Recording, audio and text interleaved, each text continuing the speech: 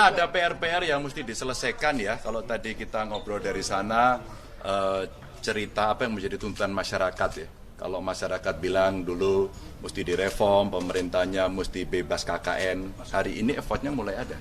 Tapi korupsinya belum tuntas. Saya kira itu PR bersama yang hari ini mesti dipikirkan oleh semuanya. Kalau kita bicara sampai dengan otonomi daerah dulu dituntut, hari ini berjalan dan inovasi jauh lebih bagus. Tapi tentu saja semua akan melakukan evaluasi mana yang the best dan kemudian bisa diikuti. Reformasi birokrasi hari ini makin hari makin muncul ya di daerah dengan inovasi masing-masing. Saya kira itu juga bagian-bagian yang tidak bisa kita tinggalkan. Tapi catatan-catatan pelanggaran HAM tadi diobrolkan, saya kira 12 yang diakui oleh pemerintah itu mesti diselesaikan. Jadi reformasi ini menurut saya mesti kita tuntaskan karena belum tuntas tas-tas. Nanti boleh ditanya ini kawan-kawan.